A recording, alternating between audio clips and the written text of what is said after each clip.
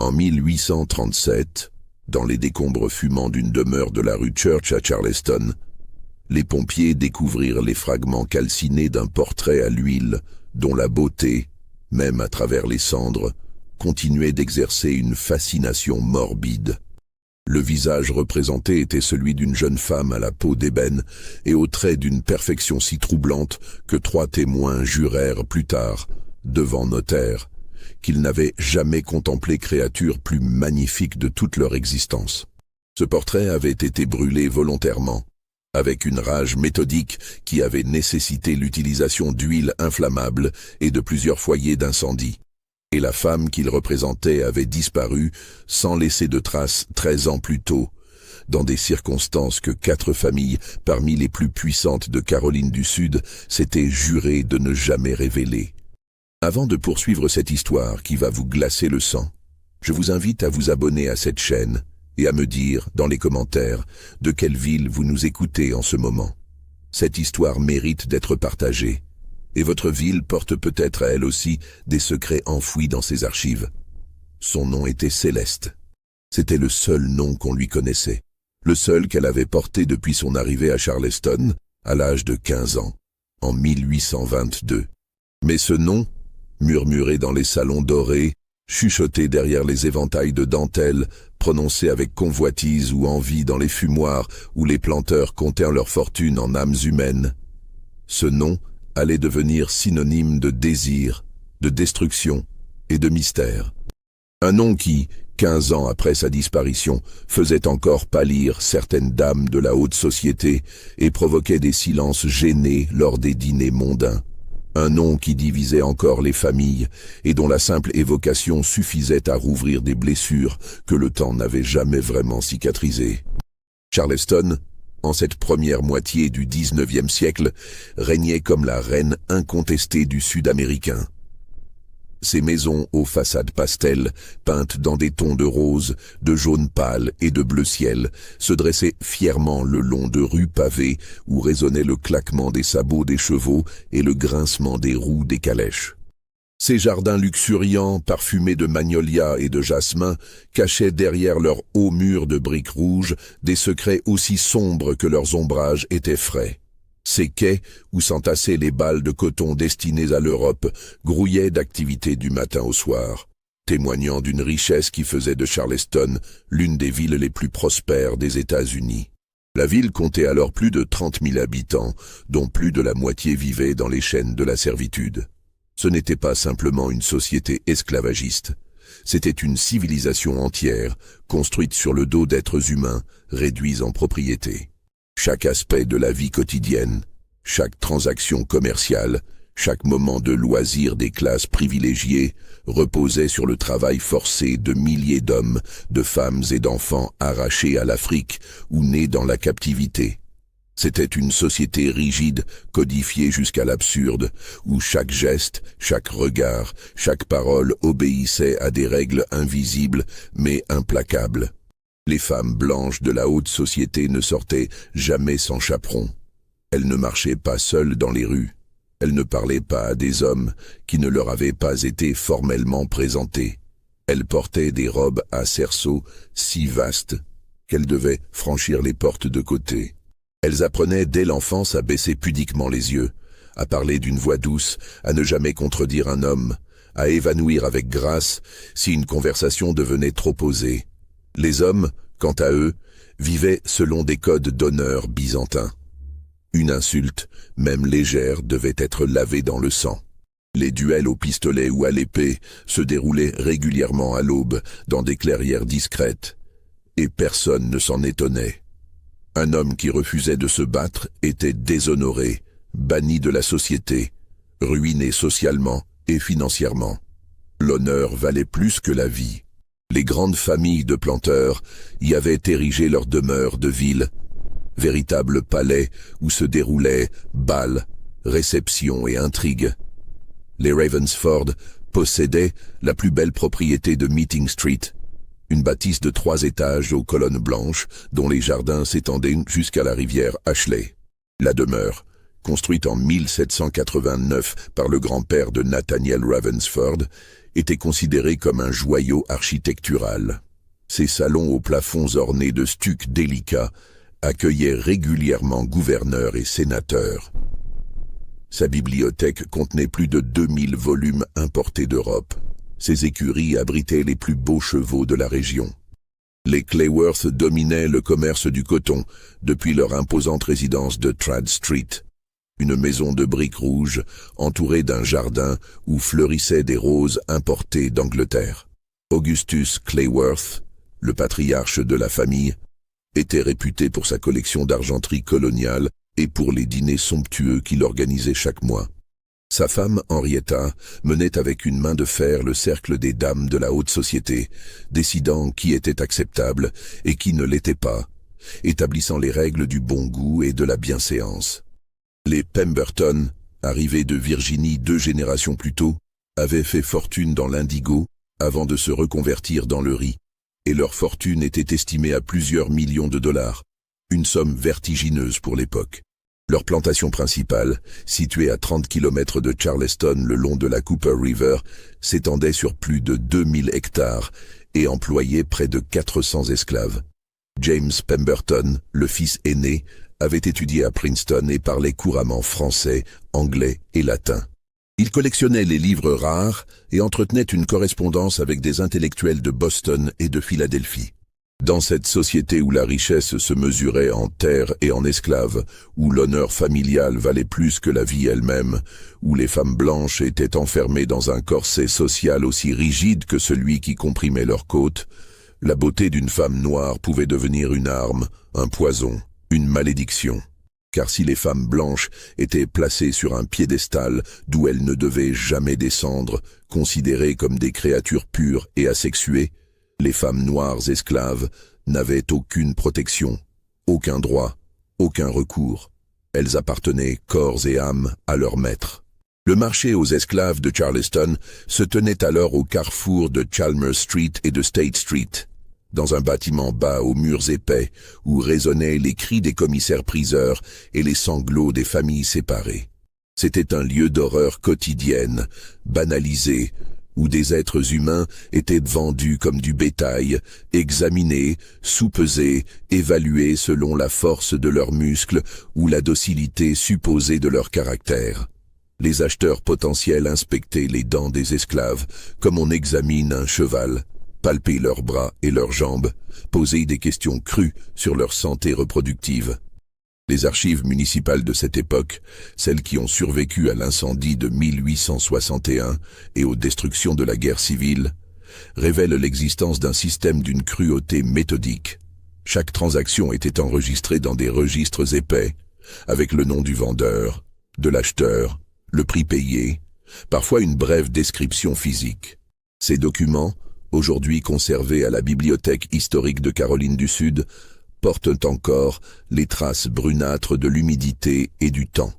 Mais certaines pages ont été arrachées, découpées avec soin, comme si quelqu'un avait voulu effacer certaines transactions de la mémoire collective. Les registres de juillet 1822, en particulier, présentent des lacunes suspectes.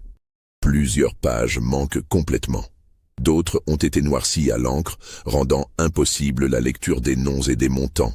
C'est par une matinée étouffante de juillet 1822 que Céleste fut conduite au marché aux esclaves. La chaleur était accablante, même à 7 heures du matin. L'air humide collait à la peau comme une seconde peau moite. Le ciel était d'un blanc laiteux qui annonçait un orage en fin de journée. Dans les rues de Charleston, les domestiques noirs transportaient déjà des seaux d'eau pour arroser les trottoirs et abaisser la température. Les dames blanches restaient enfermées dans leurs demeures fraîches, les volets clos, attendant que le pire de la chaleur passe. Les registres incomplets indiquent qu'elle arrivait d'une plantation de Géorgie appartenant à un certain Josiah Turnbull, mort quelques mois plus tôt sans héritier direct. Sa succession avait été liquidée par un administrateur désigné par la cour, un homme nommé Silas Merriweather, dont les pratiques peu scrupuleuses étaient connues mais tolérées. Turnbull avait possédé une plantation de tabac qui périclitait depuis des années. À sa mort, on découvrit qu'il était criblé de dettes. Ses créanciers se saisirent de tout, terre, bâtiments, meubles et esclaves. 43 êtres humains furent ainsi dispersés, vendus aux quatre coins de la Caroline du Sud et de la Géorgie, séparant mères et enfants, époux et épouses, sans le moindre égard pour les liens familiaux. Parmi ces 43 personnes figurait cette adolescente dont la beauté allait provoquer un émoi sans précédent. On ne savait presque rien d'elle. Les registres de la plantation Turnbull avaient été mal tenus. Son âge était estimé à 15 ans, peut-être 16. On ignorait si elle était née en Afrique ou en Amérique. On ne connaissait pas le nom de ses parents. Turnbull l'avait acquise 2 ans plus tôt lors d'une vente aux enchères en Géorgie, mais les documents de cette transaction avaient disparu. C'était comme si elle était apparue de nulle part, sans passé, sans histoire, sans attache. Un témoin de cette vente, un certain Edmund Cartwright, avocat de profession, consigna dans son journal personnel des détails qui permettent aujourd'hui de reconstituer la scène. Cartwright n'était pas venu pour acheter ce jour-là. Il accompagnait simplement un client qui cherchait des domestiques pour sa propriété de campagne. Mais ce qu'il vit le marqua suffisamment pour qu'il en laisse une trace écrite, découverte bien des années plus tard dans les papiers de sa petite fille. Cartwright écrivit ceci dans une prose qui trahit à la fois sa fascination et son malaise. Lorsque la jeune négresse fut amenée sur l'estrade, un silence étrange tomba sur l'assemblée. Les conversations cessèrent brusquement, comme si quelqu'un avait coupé net tous les fils qui les soutenaient. Les enchères en cours pour un jeune homme robuste destiné aux travaux des champs furent momentanément suspendues. Le commissaire-priseur lui-même, un homme nommé Hodges, réputé pour son insensibilité et sa brutalité, resta bouche bée pendant quelques secondes. Tous les regards se tournèrent vers elle avec une intensité qui avait quelque chose de presque violent. Sa beauté dépassait tout ce que j'avais pu observer en 30 années de pratique dans cette ville où la beauté féminine, tant blanche que noire, n'est pourtant pas rare. Ses traits possédaient une symétrie et une grâce qui semblaient défier les lois mêmes de la nature. Son visage ovale, ses pommettes hautes, son nez fin et droit, ses lèvres pleines parfaitement dessinées, tout en elle évoquait les statues grecques que j'avais admirées dans les livres d'art. Ses yeux, d'un noir profond bordé de longs cils recourbés, contenaient une intelligence et une tristesse qui mettaient mal à l'aise. On eût dit une statue de bronze antique soudain dotée de vie. Sa peau d'ébène semblait capturer et réfléchir la lumière d'une manière presque surnaturelle. Malgré les haillons qu'elle portait, malgré la saleté du voyage, malgré l'humiliation de sa situation, elle dégageait une dignité naturelle, une noblesse innée qui contrastait cruellement avec l'environnement sordide dans lequel elle se trouvait. Plusieurs hommes mariés, dont je tairai les noms par décence, mais dont certains sont parmi les plus respectés de notre communauté, se mirent à enchérir avec une ardeur qui confinait à la démence. Leurs épouses, présentes pour certaines comme le veut l'usage lorsqu'on achète des domestiques pour la maison, pâlirent visiblement. Je vis Madame Henrietta Clayworth agripper le bras de son mari avec une force qui devait être douloureuse. Je vis Madame Pemberton se lever et quitter la salle, le visage dur comme la pierre. L'atmosphère devint étouffante, chargée d'une tension qui n'avait rien à voir avec la chaleur de juillet. Les enchères, commencées à 300 $, somme déjà respectable pour l'époque, montèrent rapidement à des hauteurs vertigineuses. 500 $, 700, 1000 $. À ce stade, plusieurs enchérisseurs abandonnèrent, conscients que la somme dépassait l'entendement. Mais d'autres continuèrent, emportés par une sorte de folie collective. 1200, 1500, 1800, 2000 $. Des sommes qu'on payait habituellement pour des esclaves hautement qualifiés, forgerons capables de fabriquer des outils complexes, charpentiers sachant construire des maisons, pas pour une adolescente sans formation particulière, sans compétence identifiable autre que cette beauté terrible qui transformait les hommes en fous et les femmes en furies jalouses. La tension dans la salle devint palpable, presque physique. Les épouses commencèrent à tirer leur mari par la manche avec une insistance croissante. Des murmures scandalisés s'élevèrent. Une dame s'évanouit, ou prétendit s'évanouir. créant une diversion momentanée. Le commissaire-priseur, sentant que la situation lui échappait et craignant peut-être un scandale, accéléra le rythme des enchères. Sa voix résonnait dans la salle surchauffée, égrenant les chiffres avec une rapidité croissante. Finalement, c'est Nathaniel Ravensford qui l'emporta pour la somme de 2300 $, un prix record pour l'époque dont on parlerait encore des années plus tard. Ravensford, âgé de 52 ans, était l'un des hommes les plus riches de Caroline du Sud. Propriétaire de 5 plantations totalisant plus de 6000 hectares et 340 esclaves, il jouissait d'une réputation irréprochable.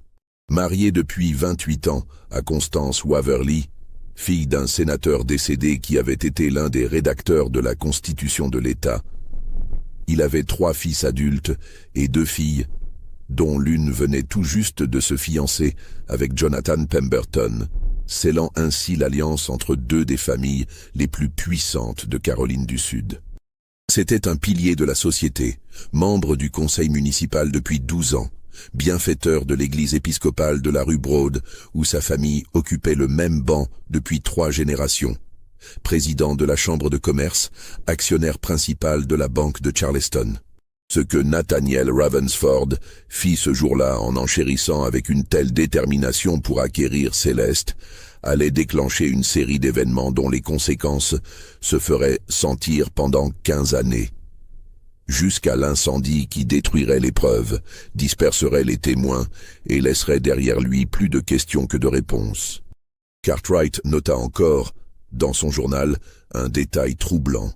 Lorsque la vente fut conclue et que Ravensford s'avança pour apposer sa signature sur le reçu, son épouse, présente dans l'assistance comme elle l'était toujours lors de l'acquisition de nouveaux domestiques, quitta la salle sans un mot, sans un regard en arrière. Son visage était d'une pâleur de cire. Ses lèvres tremblaient légèrement. Plusieurs dames de la bonne société l'accompagnèrent, formant autour d'elle un cercle protecteur. J'entendis l'une d'elles, je crois que c'était Madame Prudence Hawthorne, la sœur de Madame Ravensford, murmurer d'une voix étranglée. « Constance, ma chère, il faut rentrer immédiatement. Tu ne dois pas rester ici 1 minute de plus. » Il y avait dans l'air quelque chose de malsain, une tension presque palpable qui faisait frissonner malgré la chaleur écrasante. Comme si un interdit venait d'être franchi, comme si les règles tacites qui régissent notre société venaient d'être violées au su et au vu de tous. Comme si une boîte de Pandore venait d'être ouverte et que personne ne savait comment refermer ce qui en était sorti. En quittant le bâtiment, je croisai le regard de Céleste. Elle m'observait avec une expression que je n'oublierai jamais. Ce n'était ni de la peur, ni de la résignation, ni de l'espoir. C'était quelque chose de plus profond et de plus troublant. Une sorte de connaissance, comme si elle savait exactement ce qui l'attendait, comme si elle avait déjà vécu cette scène dans une vie antérieure. Je rentrai chez moi profondément mal à l'aise, et ma femme me demanda ce qui me tourmentait. Je ne pus trouver les mots pour décrire ce que je ressentais. Céleste fut installée dans la demeure des Ravensford dès le jour même de son acquisition. Un cabriolet fut spécialement envoyé pour la conduire de Chalmers Street à Meeting Street, trajet d'à peine 10 minutes, mais qui marquait le passage d'un monde à un autre. Elle quitta l'univers sordide du marché aux esclaves pour pénétrer dans celui, tout aussi cruel mais infiniment plus raffiné, de la grande bourgeoisie sudiste. La maison, magnifique bâtisse de style georgien, entourée de jardins luxuriants qui s'étendaient sur près d'1 hectare, employait déjà 18 esclaves domestiques. Il y avait Mamie June et sa fille Bess aux cuisines, chargées de préparer les repas copieux que la famille prenait 3 fois par jour. Il y avait Ruth, la vieille cuisinière en chef qui régnait sur son domaine avec une autorité incontestée. Il y avait les femmes de chambre, Sarah et Dinah, qui s'occupaient des appartements privés, lavaient le linge délicat à la main, repassaient les dentelles avec des fers chauffés au charbon. Il y avait les valets, Moses et Isaiah, qui servaient à table avec des gants blancs, astiquaient l'argenterie jusqu'à ce qu'elle brille comme un miroir. Il y avait les jardiniers, Samuel et son fils Benjamin, qui taillaient les haies, arrosaient les roses, ramassaient les feuilles mortes avec des râteaux en bambou. Il y avait les palefreniers qui s'occupaient des 6 chevaux de la famille. Chacun avait sa fonction, sa place, dans la hiérarchie complexe qui régissait la vie de la demeure. Une hiérarchie aussi rigide que celle qui régissait la société blanche. Nathaniel Ravensford déclara que Céleste serait formée comme dame de compagnie pour ses filles. C'était une fonction inhabituellement privilégiée pour une esclave nouvellement acquise, et cela ne passa pas inaperçu, ni parmi les autres domestiques, ni dans la communauté blanche de Charleston, où les nouvelles circulaient avec la rapidité de l'éclair. Les autres domestiques, selon des témoignages recueillis bien des années plus tard auprès de leurs descendants, accueillirent la nouvelle venue avec un mélange de curiosité, de méfiance et de pitié. Une vieille cuisinière nommée Ruth, qui mourut en 1868 à l'âge de 92 ans, raconta à sa petite-fille une partie de l'histoire. Cette petite-fille, Iris Johnson, la consigna par écrit en 1903, dans un cahier à la couverture de cuir usé qui fut donné à la Société historique de Charleston en 1956. Ce document, d'une valeur inestimable, offre un aperçu rare de la vie au sein de la demeure Ravensford à cette époque, vue à travers les yeux de ceux qui vivaient dans l'ombre, ceux dont l'histoire officielle ne parle jamais. Ruth disait: quand cette fille est arrivée, portée par un cabriolet comme si elle était une dame blanche, on a tout de suite su qu'elle apporterait le malheur. C'était pas sa faute, la pauvre enfant. Dieu sait que c'était pas sa faute. Mais sa beauté, c'était comme un feu qui brûle tout ce qu'il touche, qui consume tout sur son passage, sans même le vouloir. Elle était si belle que ça faisait mal de la regarder. On aurait dit qu'elle venait d'un autre monde, d'un endroit où les gens sont façonnés différemment. Madame Constance n'a pas posé les yeux sur elle pendant 3 jours entiers. Elle est restée enfermée dans sa chambre, refusant de descendre pour les repas, refusant de recevoir qui que ce soit. On l'entendait pleurer la nuit, des sanglots étouffés dans les oreillers. Le maître monsieur Nathaniel, il marchait dans les couloirs comme un fantôme, le visage gris, les épaules voûtées. Les filles de la maison, mademoiselle Catherine et mademoiselle Éléanore, elles regardaient Céleste avec des yeux ronds, comme si elles avaient jamais vu une fille noire avant, ce qui était ridicule vu qu'elles vivaient entourées de nous depuis leur naissance. Mais c'était pas ça. C'était cette beauté qui les rendait toutes nerveuses, qui leur faisait prendre conscience de leurs propres imperfections. Même nous, les autres esclaves, on savait pas quoi en penser. On savait que rien de bon ne pouvait sortir de tout ça. On l'a prise en pitié dès le premier jour. Les premiers mois furent tendus, chargés d'une électricité qui menaçait à tout moment de se décharger en orages violents. Constance Ravensford, femme habituellement douce et pieuse qui assistait aux offices religieux 3 fois par semaine et présidait la société de charité de l'Église, devint irritable et distante. Elle qui avait toujours traité ses domestiques avec une certaine bienveillance, leur accordant des congés lors des fêtes, veillant à ce qu'ils soient correctement nourris et vêtus, commença à donner des ordres secs, cassants, à trouver des défauts dans tout. Le café était trop chaud ou pas assez. Les fleurs du salon n'étaient pas disposées correctement. Le linge n'était pas assez blanc. Les domestiques marchaient trop bruyamment dans les couloirs. Son mari, Nathaniel, évitait soigneusement d'être seul en présence de Céleste. Il avait installé la jeune femme dans une petite chambre adjacente à celle de ses filles, à l'étage supérieur de la demeure, loin de ses propres appartements situés à l'autre extrémité du couloir. Il ne lui adressait jamais directement la parole, communiquant toujours par l'intermédiaire de sa femme ou de ses filles. Lorsqu'il la croisait dans un couloir, il détournait immédiatement le regard, pressait le pas, fuyait comme si elle était porteuse d'une maladie contagieuse. Mais les rumeurs, dans une ville comme Charleston où les commérages circulaient plus vite que les lettres par la poste, où chaque domestique noir rapportait à d'autres domestiques ce qui se passait dans les demeures blanches, où les dames de la société se réunissaient 3 fois par semaine pour prendre le thé et échanger des nouvelles, commencèrent à enfler comme un fleuve en crue. On murmurait dans les salons tapissés de soie que Ravensford avait dépensé une fortune pour une esclave. On chuchotait que sa beauté était telle que plusieurs hommes en perdaient le sommeil, qu'ils trouvaient des prétextes pour passer devant la demeure Ravensford dans l'espoir d'apercevoir Céleste. On racontait que Constance Ravensford avait fait venir le révérend Brennan pour bénir la maison et chasser les tentations du démon. On insinuait que le mariage Ravensford, jusque-là considéré comme un modèle de stabilité et d'harmonie, était au bord de la rupture.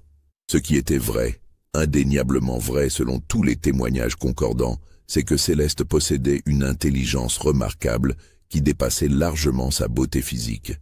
En quelques mois seulement, elle apprit à lire et à écrire avec une facilité déconcertante, malgré les lois de Caroline du Sud qui interdisaient formellement l'instruction des esclaves sous peine d'amende lourde et d'emprisonnement.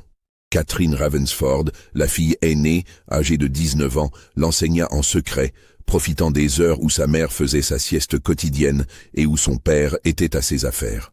Des décennies plus tard, en 1872, Catherine, devenue entre-temps Madame Holbrook après son mariage avec un médecin de Savannah, admit dans une lettre à une amie d'enfance, lettre découverte dans les archives familiales en 1935.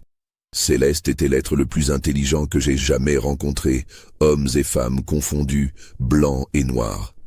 Elle comprenait tout avec une facilité qui me laissait stupéfaite. Je lui montrais une fois comment former une lettre, et elle la reproduisait parfaitement.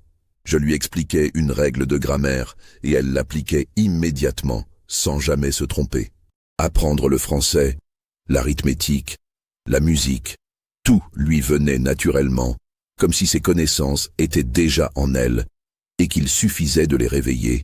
En 6 mois, elle lisait des romans français avec plus de facilité que moi qui avais étudié cette langue pendant 6 ans avec un précepteur. Elle jouait du piano après seulement quelques semaines de pratique. Elle comprenait les chiffres et les calculs mathématiques mieux que mon frère Thomas, qui avait pourtant étudié à Boston. Ma mère aurait été horrifiée si elle avait su que je lui enseignais ces choses. Les lois de notre État interdisaient formellement toute instruction des esclaves, considérant que l'éducation les rendrait dangereux et rebelles. Mais je ne pouvais m'en empêcher. Céleste était devenue ma confidente, mon amie, la sœur que je n'avais jamais vraiment eue, bien que je sache que les lois de notre société rendaient cette amitié impossible et scandaleuse. Nous passions des heures à parler de littérature, de philosophie, de tout et de rien. Elle avait des opinions sur tout, des opinions réfléchies et nuancées qui me forçaient à remettre en question mes propres certitudes. Elle me faisait voir le monde sous un angle nouveau. Et parfois, quand elle me regardait avec ses yeux qui semblaient voir au fond de mon âme, je me sentais honteuse. Honteuse de vivre dans un système qui réduisait une telle intelligence en esclavage. Honteuse de bénéficier d'un confort payé par le sang et les larmes de gens comme elle. Si cette histoire commence déjà à vous donner des frissons, si vous sentez que nous approchons d'événements terribles, je vous invite à laisser un pouce bleu et à me dire dans les commentaires ce que vous pensez qu'il va se passer. Votre intuition sera-t-elle la bonne? Restons ensemble pour découvrir la suite de ce mystère glaçant qui a ébranlé Charleston jusqu'à ses fondations. Cette amitié, si on peut l'appeler ainsi dans un contexte où l'une possédait l'autre comme on possède un objet, allait avoir des conséquences tragiques qui s'étendraient sur plus d'une décennie. Car Catherine n'était pas la seule à être fascinée par Céleste. Son frère cadet, Thomas Ravensford, jeune homme de 23 ans, récemment revenu d'études de droit à Boston, où il avait fréquenté des cercles abolitionnistes sans jamais oser avouer ses doutes croissants sur l'institution de l'esclavage, développa pour Céleste une obsession qui dépassait la simple attirance physique. Thomas était un jeune homme tourmenté, pris entre l'éducation progressiste qu'il avait reçue à Boston et les valeurs conservatrices de sa famille et de sa région. Il avait lu Voltaire et Rousseau, il avait assisté à des conférences sur les droits de l'homme. Il avait entendu des abolitionnistes parler avec passion de l'égalité de toutes les âmes devant Dieu. Mais il était aussi le fils d'un planteur, l'héritier d'une fortune bâtie sur l'esclavage, membre d'une société où remettre en question cette institution équivalait à trahir sa propre classe et sa propre race. L'année 1823 marqua un tournant dans cette histoire déjà complexe et chargée de tensions à peine contenues. 3 événements, apparemment sans lien entre eux au premier abord, mais qui révéleraient plus tard des connexions inquiétantes, se produisirent coup sur coup, comme si le destin lui-même orchestrait une symphonie tragique. Premier événement.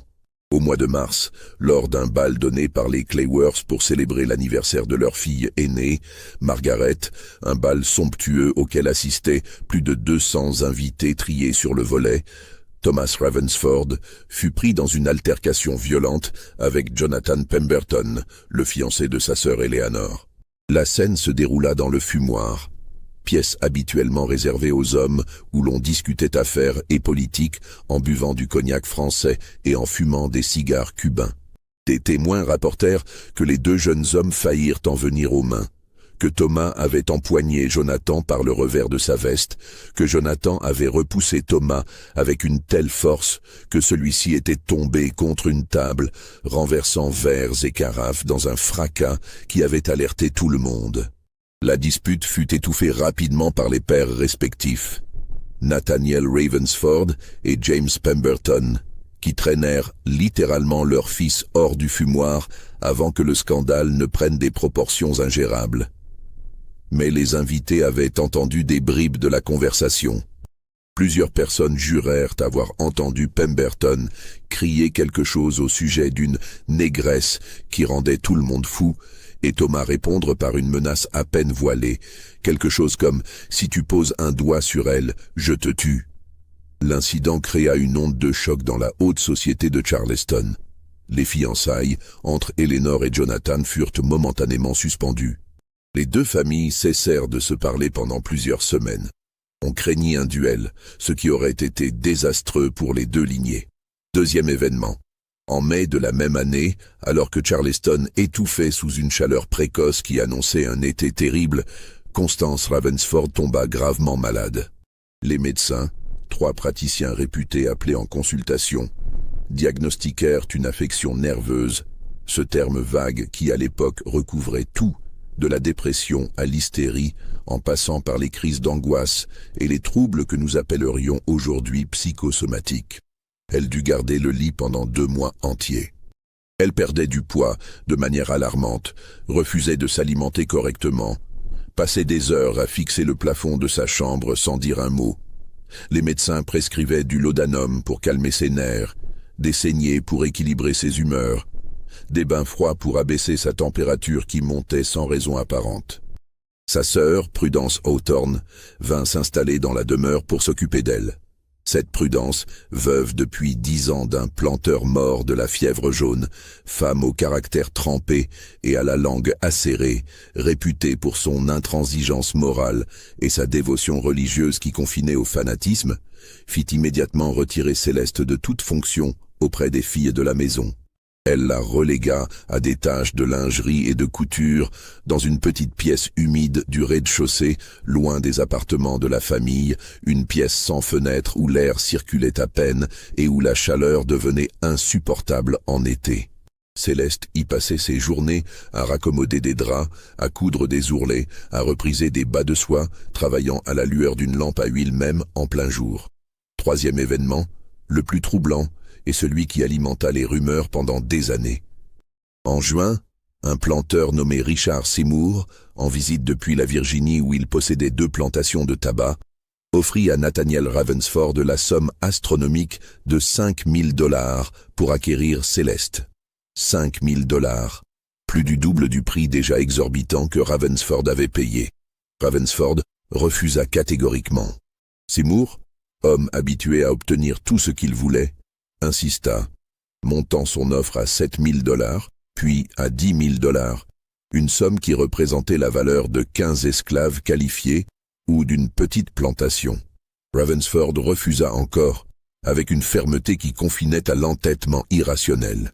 La scène se déroula dans le fumoir de la demeure Ravensford, en présence de plusieurs témoins dont un certain Henry Lockwood, marchand de tabac prospère qui fournissait les familles de la haute société, qui la relata plus tard dans ses mémoires publiés en 1856. Mémoires qui firent scandale à l'époque pour leur franchise brutale sur les mœurs de l'aristocratie sudiste.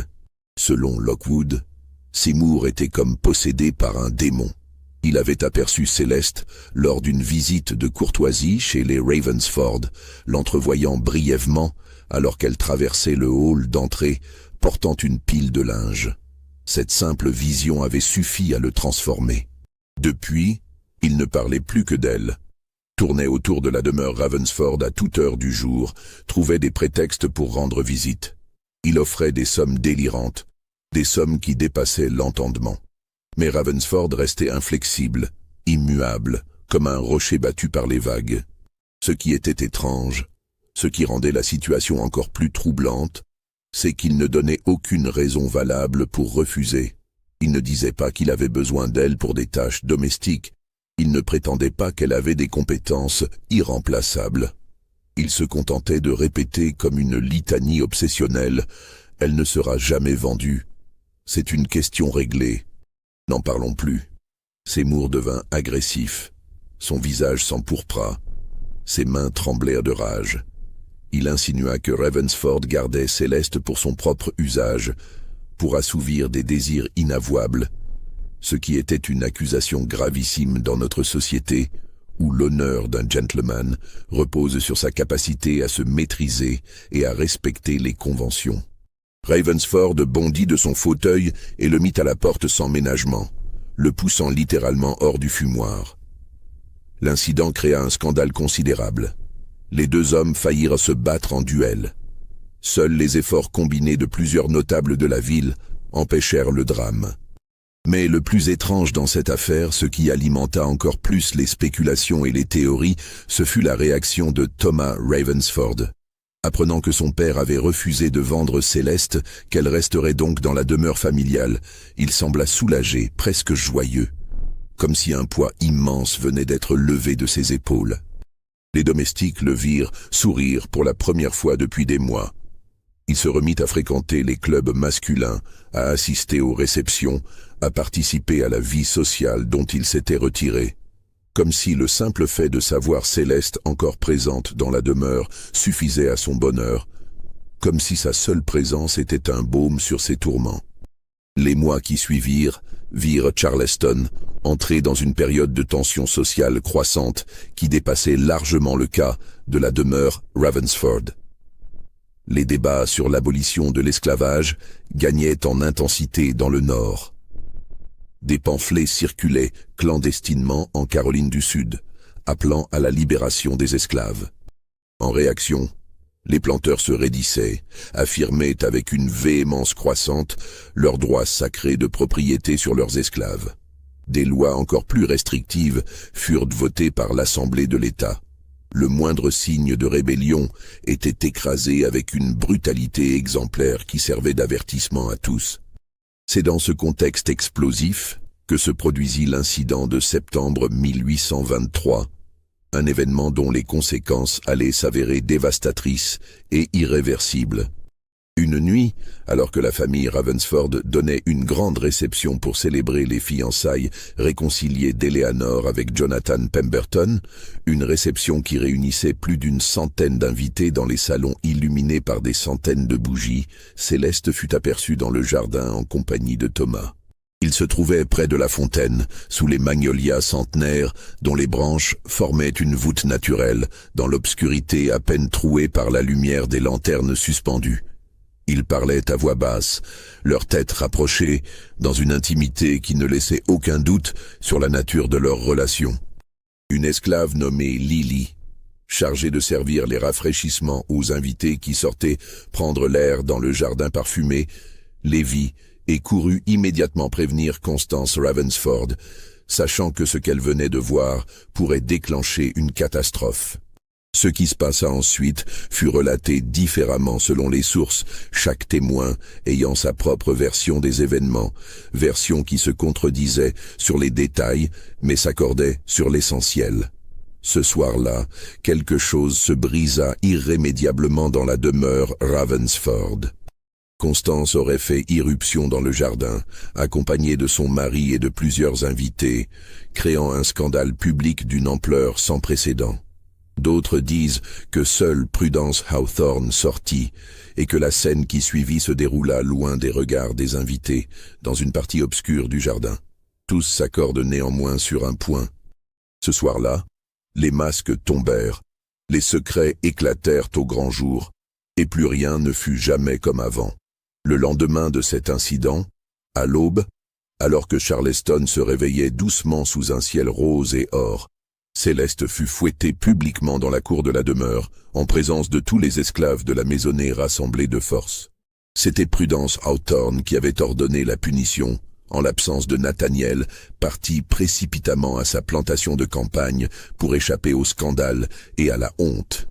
10 coups de fouet administrés par le contremaître, un homme brutal nommé Silas Vance, réputé pour ne jamais retenir ses coups.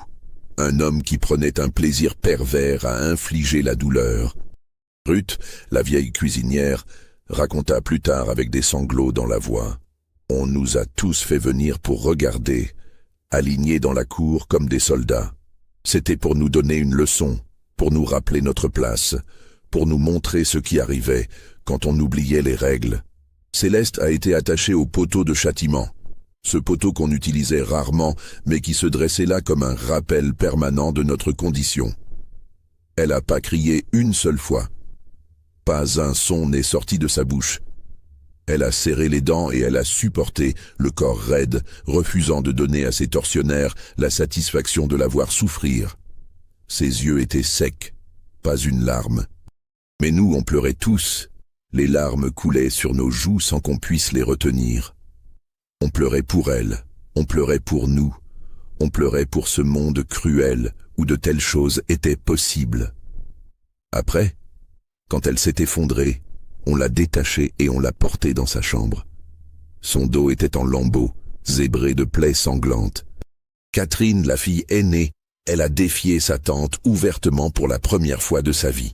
Elle a dit d'une voix tremblante de rage qu'elle soignerait elle-même les blessures de Céleste, que personne d'autre n'y toucherait. Il y a eu une dispute terrible dans le salon, des cris qui résonnaient dans toute la maison. On entendait Madame Prudence hurler que Catherine se déshonorait, qu'elle perdait tout sens des convenances, qu'elle se comportait comme une folle. Thomas Ravensford, apprenant ce qui s'était passé alors qu'il revenait d'une promenade matinale, entra dans une rage froide et terrifiante. Il ne cria pas, ne hurla pas. Il devint simplement d'une pâleur cadavérique. Ses mâchoires se crispèrent, et sans dire un mot, il monta dans sa chambre, fit ses bagages, et quitta la demeure familiale. Il alla s'installer dans un hôtel du centre-ville, le Charleston Hotel sur Meeting Street, établissement luxueux fréquenté par les voyageurs de marque. Il ne parla plus à sa tante Prudence. Il cessa d'assister aux dîners familiaux. Les relations familiales, déjà tendues depuis des mois, atteignirent un point de rupture qui semblait irréversible. Mais quelque chose d'autre était en train de se produire, quelque chose de plus insidieux et de plus dangereux encore. La beauté de Céleste était devenue un sujet de conversation obsessionnel dans toute la haute société de Charleston. Elle était devenue un symbole, une incarnation de désir inavouable, une projection de fantasmes refoulés, un catalyseur de jalousie féminine, un objet de convoitise masculine qui transcendait les barrières raciales, pourtant si rigides de cette société. Des hommes trouvaient des prétextes de plus en plus transparents pour rendre visite aux Ravensford. Ils venaient, soi-disant, discuter affaires avec Nathaniel, mais leurs yeux fouillaient la demeure à la recherche de Céleste. Des femmes venaient par curiosité morbide, pour voir de leurs propres yeux cette créature dont on disait qu'elle surpassait en beauté les Vénus antiques. Elle venait, sous prétexte de soutenir Constance dans son épreuve, mais en réalité pour satisfaire leur fascination malsaine.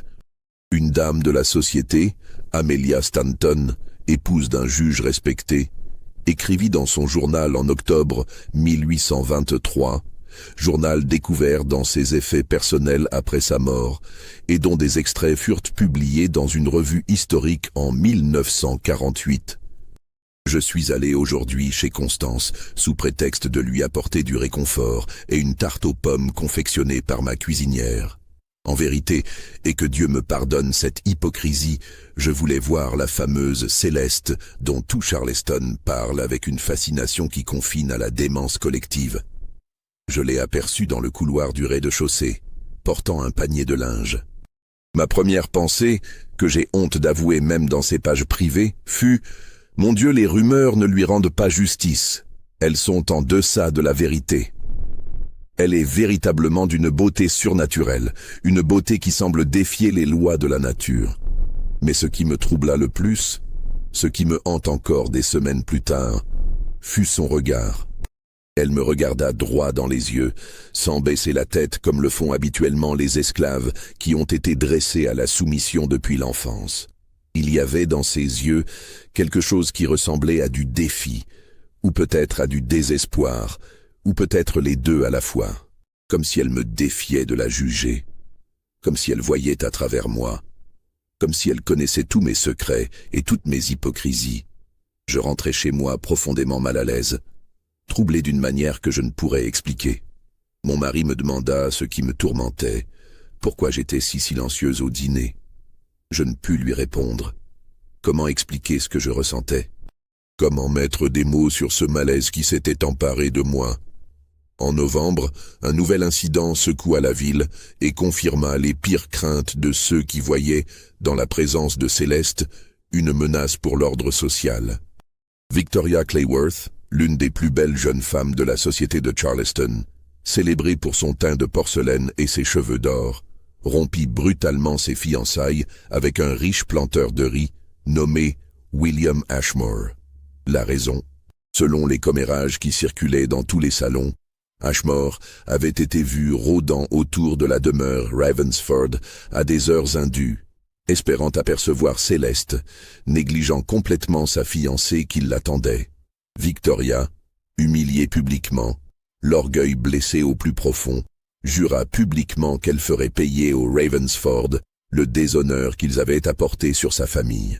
Cette menace, prononcée devant témoins lors d'un thé chez les dames de la société, allait prendre des années plus tard une signification sinistre. Les mères de famille commencèrent à interdire à leurs filles de fréquenter les Ravensford. Les invitations au bal et aux réceptions se firent plus rares, puis cessèrent complètement. Nathaniel Ravensford, pilier respecté de la communauté depuis des décennies, se retrouvait progressivement isolé, mis au banc d'une société dont il avait été l'un des membres les plus éminents. Ses affaires commencèrent à en souffrir de manière tangible. Des partenaires commerciaux se retirèrent de contrats jutratifs.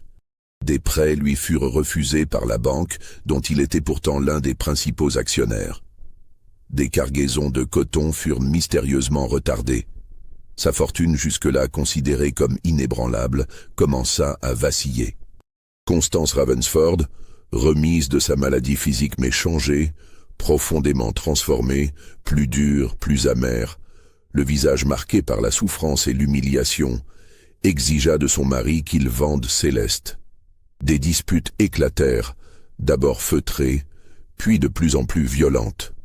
Les domestiques entendaient des cris provenant des appartements privés, chose inouïe dans une demeure où les bonnes manières et la retenue avaient toujours régné en maître, où l'on ne montrait jamais ses émotions, où tout était contrôlé, mesuré, calculé. Nathaniel refusait obstinément de vendre Céleste avec une détermination qui dépassait la raison. Pourquoi? C'est une question qui obsédait ses contemporains et qui continue de hanter les historiens qui se penchent sur cette période. Était-ce de l'orgueil? Ne voulait-il pas admettre qu'il avait commis une erreur en l'achetant? Était-ce du désir refoulé? Une obsession qu'il ne pouvait contrôler? Était-ce de la culpabilité pour une faute plus grave encore qu'il aurait commise? Ou quelque chose de plus complexe encore? Quelque chose qui touchait au tréfonds de son âme? Un élément nouveau surgit des archives en 1824, élément qui ajoute une couche supplémentaire de mystère à cette affaire déjà labyrinthique. Un document découvert dans les années 1980 par un chercheur nommé David Hartwell, fouillant dans les archives poussiéreuses de l'église épiscopale de Charleston, révéla que Nathaniel Ravensford avait rencontré à plusieurs reprises, de manière presque clandestine, le révérend Marcus Brennan, confesseur et conseiller spirituel réputé pour sa sagesse et sa discrétion. Le révérend Brennan, dans des notes personnelles retrouvées après sa mort en 1845, des notes qu'il n'avait jamais destinées à la publication, fit allusion à ces rencontres sans en révéler le contenu, tenu au secret de la confession. Mais il écrivit ceci, phrase sibylline et troublante qui ouvre plus de questions qu'elle n'en résout. Nathaniel porte un fardeau terrible, un poids qui l'écrase et le consume jour après jour. Il a fait une promesse qu'il ne peut rompre sans perdre son âme, sans se damner pour l'éternité. Mais tenir cette promesse pourrait détruire tout ce qu'il a construit. Que Dieu lui vienne en aide, car je crains que l'aide humaine ne soit impuissante face à un tel dilemme. Quelle promesse? À qui avait-elle été faite? Dans quelles circonstances? À quel moment de sa vie? Ces questions resteront à jamais sans réponse, enterrées avec Nathaniel Ravensford dans la tombe froide où il repose depuis 1832. L'année 1824 vit l'escalade se poursuivre inexorablement, comme une avalanche qu'aucune force humaine ne pouvait arrêter.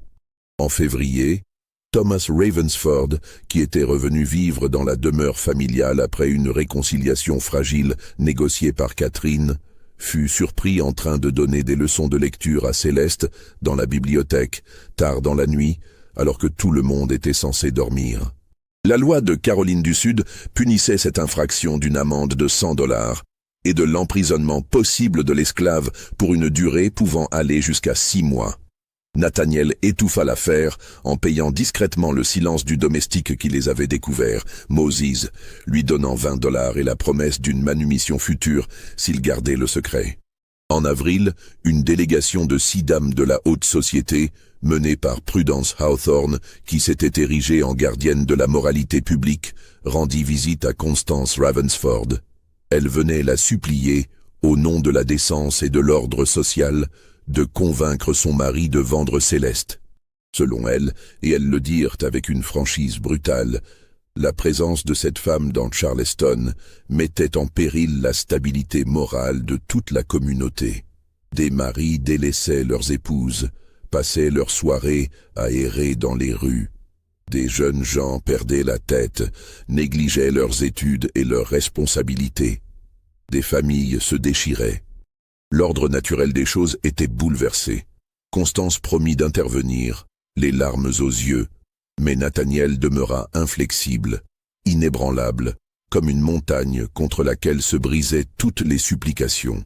C'est en juillet 1824 que survint l'événement qui allait tout changer, l'événement autour duquel tourne toute cette histoire, l'événement dont les détails précis ont été soigneusement effacés des archives officielles, mais dont les traces subsistent dans des lettres privées, des témoignages fragmentaires recueillis des décennies plus tard, des allusions contenues dans des documents apparemment anodins qui prennent un sens sinistre quand on les relie à la lumière des événements ultérieurs.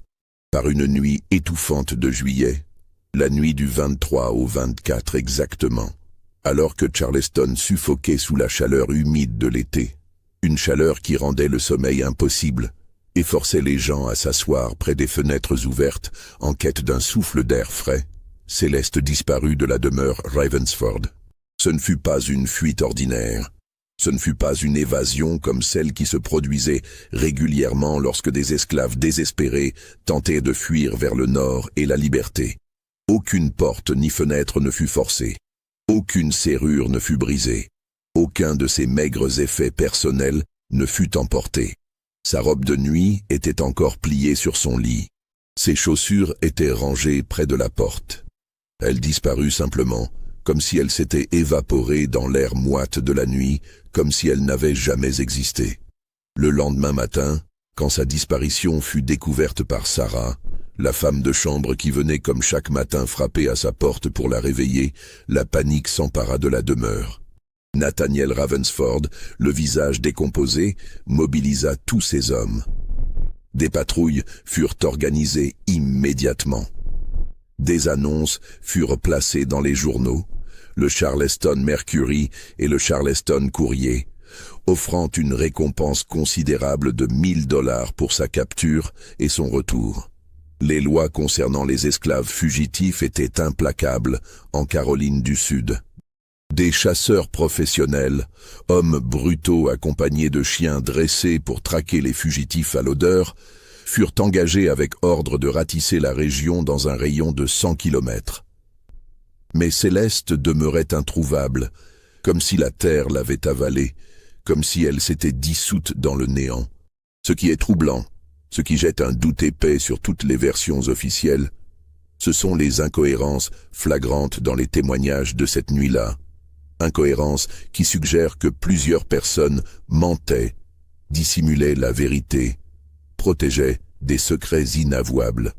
Ruth, la cuisinière, déclara plus tard, dans le témoignage recueilli par sa petite-fille, que Catherine Ravensford était sortie cette nuit-là, vers minuit, vêtue d'une cape sombre, et n'était rentrée qu'à l'aube, les cheveux défaits, le visage ravagé. Catherine, interrogée sévèrement par son père, nia farouchement, jura sur la Bible qu'elle n'avait pas quitté sa chambre de la nuit. Thomas Ravensford avait également quitté la demeure cette nuit-là, fait confirmé par le gardien de nuit de la rue Meeting qui le vit partir vers 11 heures du soir. Thomas prétendit qu'il avait rendu visite à un ami malade, un certain Marcus Whitfield, qui habitait de l'autre côté de la ville. Mais quand on interrogea Whitfield, celui-ci déclara qu'il n'avait reçu aucune visite cette nuit-là, qu'il était au lit avec une forte fièvre et que personne n'était venu le voir. Constance Ravensford admit avoir pris du laudanum pour dormir, une habitude qu'elle avait contractée depuis sa maladie et n'avoir rien entendu de la nuit entière. Nathaniel déclara avoir travaillé tard dans son bureau, avoir bu plusieurs verres de whisky et s'être endormi vers 2 heures du matin dans son fauteuil. Personne ne pouvait confirmer ni infirmer ces déclarations. Un gardien de nuit, patrouillant dans le quartier, un vieil homme nommé Josiah Grant, rapporta avoir vu un cabriolet élégant s'éloigner de la demeure Ravensford vers 1 heure du matin, roulant lentement, sans lanterne, comme pour ne pas attirer l'attention. Il ne put identifier l'occupant ou les occupants, car les rideaux du cabriolet étaient fermés. Quand on lui demanda de décrire le véhicule, il donna des détails qui correspondaient à plusieurs cabriolets appartenant à diverses familles de la haute société. Des rumeurs commencèrent à circuler dès les premiers jours. Rumeurs qui se propageaient comme un feu de forêt, alimenté par les mystères et les contradictions. On disait que Céleste avait été aidée dans sa fuite par des abolitionnistes, ces militants du Nord qui avaient créé un réseau clandestin, le chemin de fer souterrain, pour aider les esclaves à fuir vers les États libres. D'autres murmuraient qu'elle avait été enlevée par un admirateur fortuné, peut-être Seymour, le Virginien qui avait offert une fortune pour l'acquérir, ou peut-être un autre, un homme que personne ne soupçonnait. Certains insinuaient quelque chose de plus sombre encore, quelque chose dont personne n'osait parler ouvertement, mais que tous pensaient.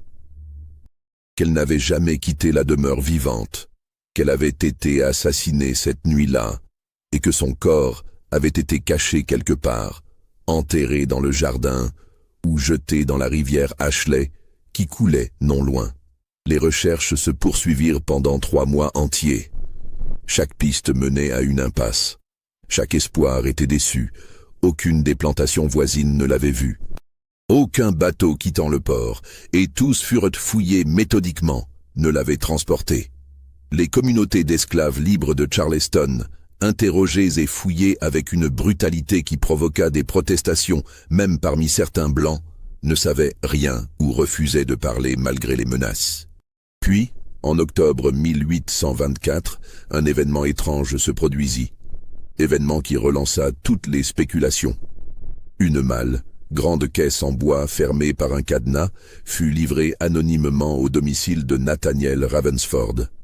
Le livreur, interrogé, déclara avoir reçu la malle d'un homme qu'il ne connaissait pas, dans une rue sombre près des docks, avec instruction de la déposer devant la porte des Ravensford. L'homme lui avait donné $5 pour cette simple tâche et avait disparu avant qu'il puisse poser des questions. À l'intérieur de la malle, soigneusement pliée comme pour un trousseau, se trouvaient les vêtements que Céleste portait le jour de sa disparition.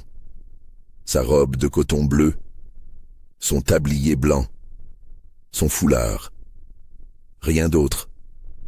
Pas de message, pas d'explication, pas d'indice sur ce qui lui était arrivé ou sur qui avait envoyé cette malle. Les vêtements étaient propres, lavés, repassés, comme s'ils avaient été préparés avec soin. Nathaniel Ravensford, selon les témoins qui le virent dans les jours qui suivirent, devint un homme brisé. Il cessa de sortir de sa demeure. Il négligea ses affaires. Il passait ses journées enfermé dans son bureau à boire, à fixer le vide. Sa fortune commença à décliner rapidement. Des débiteurs qu'il avait toujours traités avec générosité exigèrent le remboursement immédiat de leurs dettes. Des récoltes furent mauvaises. Des tempêtes détruisirent une partie de ses plantations. En l'espace de 3 ans, il était ruiné. Constance, étrangement, sembla retrouver une certaine sérénité après la disparition de Céleste, comme si un poids immense avait été levé de ses épaules. Elle recommença à recevoir, à assister aux offices religieux, à participer à la vie sociale. Mais elle mourut en 1830, officiellement d'une pneumonie. Mais certains murmurèrent qu'elle s'était laissée mourir, qu'elle avait simplement cessé de lutter, épuisée par les secrets qu'elle portait. Thomas quitta Charleston définitivement en 1825 pour aller s'installer à la Nouvelle-Orléans. Il ne remit jamais les pieds dans sa ville natale. Il mourut en 1839, célibataire, sans descendance, dans des circonstances troubles. Son corps fut retrouvé dans les eaux du Mississippi par des pêcheurs. Suicide, conclut l'enquête, sur la base de lettres désespérées qu'il avait écrites dans les semaines précédentes. Mais des lettres qu'il avait envoyées à sa sœur Catherine dans les mois précédant sa mort révèlent un homme rongé par la culpabilité et le remords. Un homme qui portait un secret si lourd qu'il ne pouvait plus le supporter. Dans l'une de ses lettres, datée de janvier 1839 et conservée dans les archives familiales des Holbrook, il écrivit ces mots qui glacent le sang. « Ma chère sœur, ma seule confidente, je ne peux plus porter ce secret. Il me consume nuit et jour. Il ne me laisse aucun répit. Chaque nuit, je vois son visage. Je l'entends m'appeler. Je sens sa présence. Je sais que je ne trouverai jamais la paix en ce monde ni dans l'autre. Ce que nous avons fait, ce que nous avons permis, ce que nous avons couvert de silence, c'est une tâche que ni le temps, ni les prières ne peuvent effacer. Elle sera sur notre âme, pour l'éternité. Pardonne-moi. Pardonne-toi si tu le peux. Moi je ne peux plus me pardonner. La mort sera une délivrance. Que signifiaient ces mots terribles? Quel secret portait Thomas? Catherine refusa toujours, jusqu'à son dernier souffle en 1874, d'élucider cette lettre. Elle la conserva précieusement jusqu'à sa mort, mais n'en parla jamais, même à son mari, même à ses enfants. Elle l'emporta dans la tombe. Les années passèrent. L'affaire Céleste sombra peu à peu dans l'oubli, remplacée par d'autres scandales, d'autres mystères. La crise économique de 1837 frappa durement la région. Les tensions politiques entre le Nord et le Sud s'aggravèrent de manière alarmante. La guerre civile approchait à grands pas, portant avec elle la destruction d'un monde entier. Mais en 1837, 13 ans après la disparition de Céleste, l'incendie qui détruisit la demeure de la rue Church, cette maison où le portrait de Céleste avait été conservé dans un grenier verrouillé, raviva brutalement les souvenirs et les questions. Qui habitait cette maison de la rue Church? Les registres municipaux, consultables aujourd'hui encore dans les archives de Charleston, indiquent qu'elle appartenait depuis 1830 à Victoria Clayworth, devenue entre-temps Madame Victoria Langford, après son mariage avec un planteur de Géorgie nommé Charles Langford. Victoria, cette même jeune femme dont les fiançailles avec William Ashmore avaient été brisées par l'obsession de son prétendant pour Céleste, cette même Victoria qui avait juré publiquement de faire payer aux Ravensford le déshonneur qu'ils avaient apporté sur sa famille. Victoria possédait le portrait de Céleste, ce portrait à l'huile peint par un artiste dont le nom a été effacé de tous les documents. Comment l'avait-elle obtenu? Nul ne le sait avec certitude absolue, mais certains documents, notamment un registre de vente aux enchères découvert en 1915, suggèrent qu'elle l'avait acheté lors de la liquidation des biens qui suivit la faillite de Nathaniel Ravensford en 1832. Ravensford était mort ruiné cette année-là, criblé de dettes qui s'élevaient à plus de $50 000. Ses plantations vendues aux enchères, sa demeure saisie par ses créanciers, ses esclaves dispersés. Constance l'avait précédé dans la mort en 1830, emportant ses secrets dans une tombe froide du cimetière de l'église épiscopale. Pourquoi Victoria avait-elle acheté ce portrait lors de cette vente? Pourquoi l'avait-elle conservé pendant 7 années dans un grenier verrouillé à double tour? Et surtout, pourquoi avait-elle ordonné de le brûler en 1837, dans un incendie qui allait coûter sa propre vie? Un domestique de Victoria, un homme nommé Jacob, qui survécut à l'incendie et fut interrogé longuement après par les autorités qui soupçonnaient un acte criminel, déclara que sa maîtresse était devenue obsédée par le portrait dans les derniers mois de sa vie. Elle montait plusieurs fois par jour dans le grenier pour le contempler. Elle parlait toute seule devant lui, tenant des conversations avec le portrait, comme s'il pouvait lui répondre. Elle disait des choses étranges, des choses qui n'avaient aucun sens pour Jacob, mais qui suggéraient une culpabilité dévorante. La veille de l'incendie, elle avait rassemblé tous ses domestiques et leur avait accordé un congé extraordinaire, insistant pour qu'ils quittent tous la maison et n'y reviennent que le surlendemain. Puis, elle leur avait déclaré, avec un sourire étrange qui avait glacé Jacob, « Demain, je serai libre, nous serons tous libres. Le passé sera enfin brûlé, détruit, annihilé, plus rien ne restera. » Le lendemain, l'incendie se déclara vers 3 heures du matin. Il commença dans le grenier, là où se trouvait le portrait, et se propagea avec une rapidité qui suggérait l'utilisation de produits inflammables. Les pompiers, arrivés rapidement, ne purent rien faire. Le feu était trop intense, trop bien établi. Victoria périt dans les flammes. Son corps fut retrouvé près du tableau calciné, recroquevillé, comme si elle avait voulu s'assurer jusqu'au bout, jusqu'à sa dernière seconde de vie, que le portrait soit complètement détruit, réduit en cendres, effacé de l'existence. L'enquête officielle conclut à un accident. Une lampe à huile renversée, déclara le rapport. Mais certains détails ne correspondaient pas à cette explication commode. Le feu avait été allumé à plusieurs endroits, simultanément, dans le grenier mais aussi au rez-de-chaussée. Des traces d'huile inflammable, probablement du kérosène, furent découvertes par un enquêteur zélé. Victoria avait congédié tous ses domestiques la veille, sous divers prétextes, pour être seule dans la maison cette nuit-là. Elle avait écrit plusieurs lettres dans les jours précédents, lettres qui furent brûlées dans l'incendie et dont le contenu reste inconnu.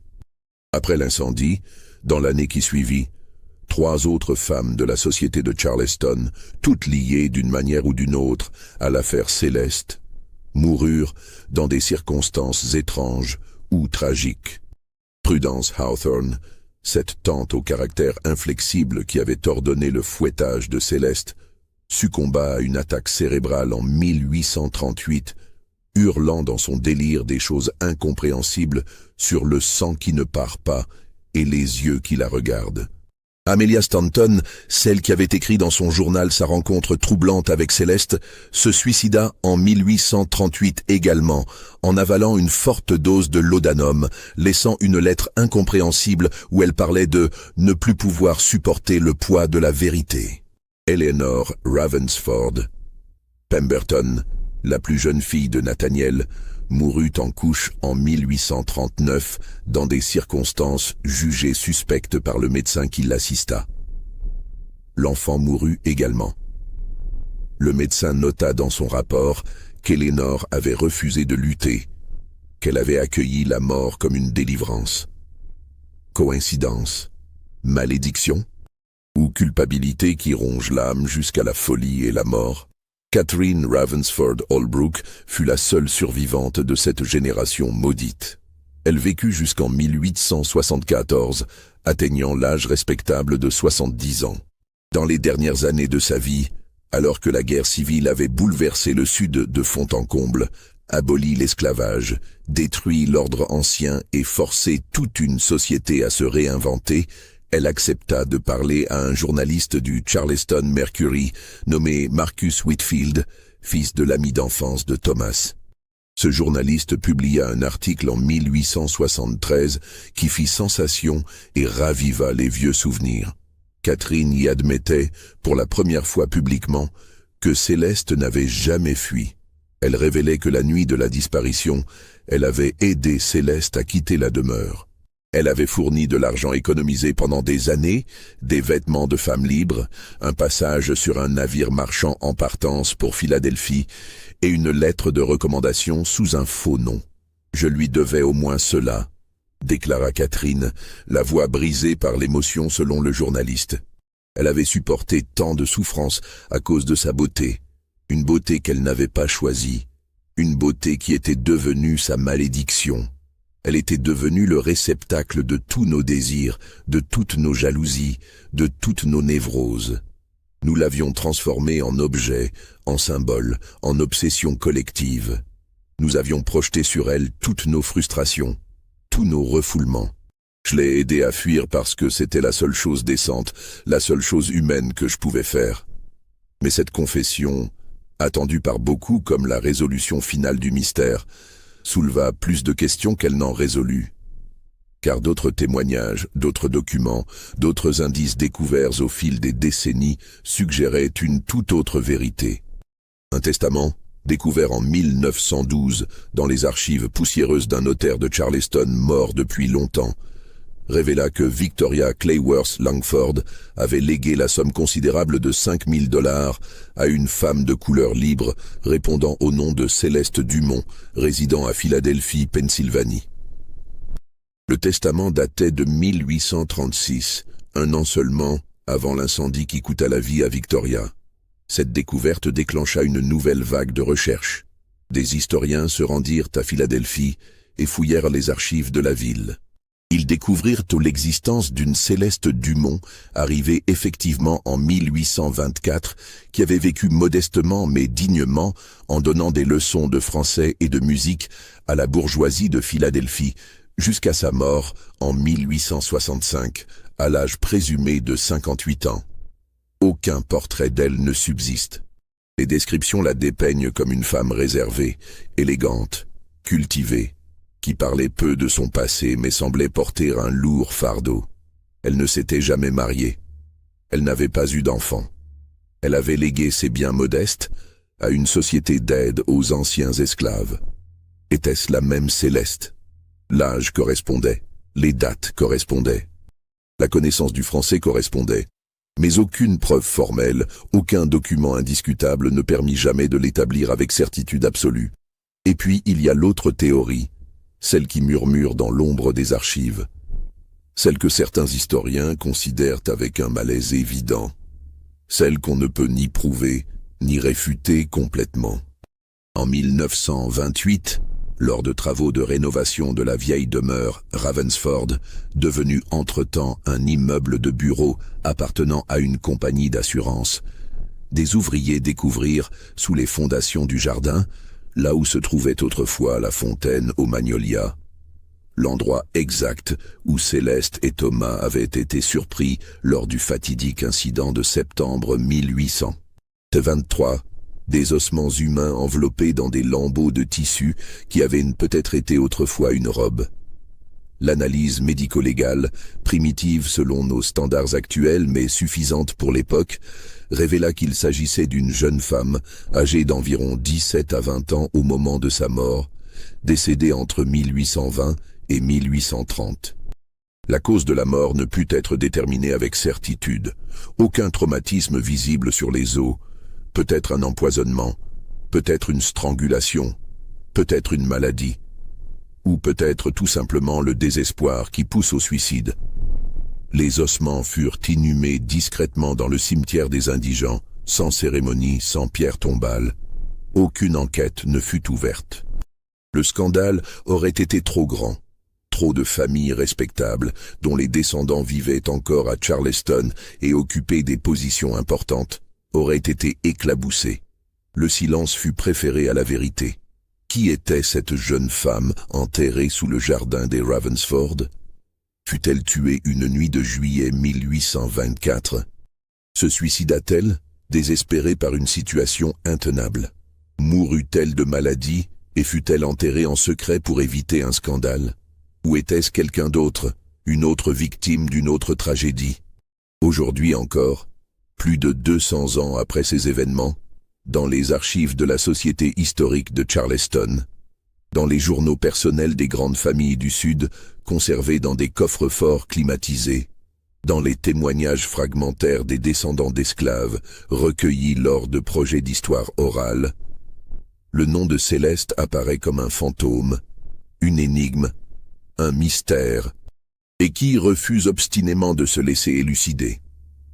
La plus belle esclave de toute l'histoire de Charleston.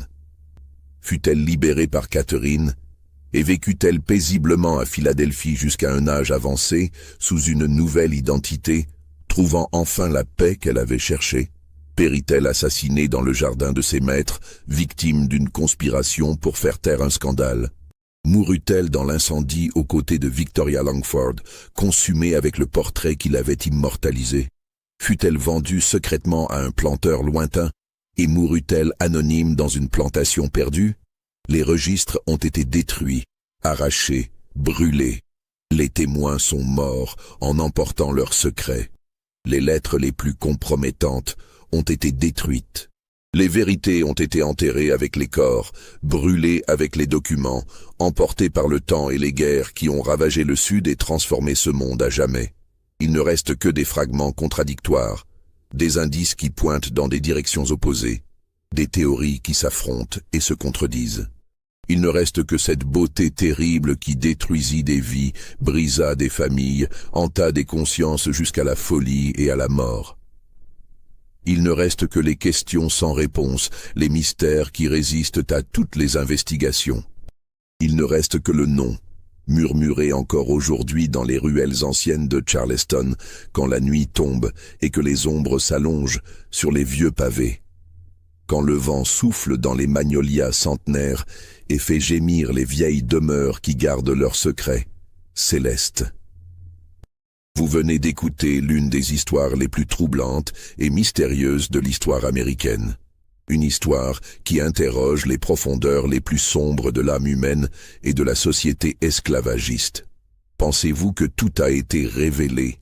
Croyez-vous que Céleste a vécu libre à Philadelphie ou qu'elle a péri tragiquement à Charleston? Pensez-vous que la beauté peut être une malédiction plus terrible que la laideur? Pensez-vous que ces familles respectables cachaient un crime encore plus terrible? Dites-moi dans les commentaires ce que vous en pensez. Quelle version vous semble la plus plausible? Quelle vérité vous choisissez de croire parmi toutes ces vérités contradictoires? N'oubliez pas de vous abonner à cette chaîne pour découvrir d'autres mystères historiques qui vous glacent le sang et vous forcent à regarder l'histoire sous un angle nouveau. Et partagez cette histoire avec tous ceux qui, comme vous, sont fascinés par les secrets sombres du passé, par ces vérités enfouies qui continuent de hanter le présent. Car l'histoire n'a pas fini de nous révéler ses horreurs, et certaines vérités, peut-être, sont destinées à rester à jamais dans l'ombre, protégées par le silence des morts et l'oubli des vivants.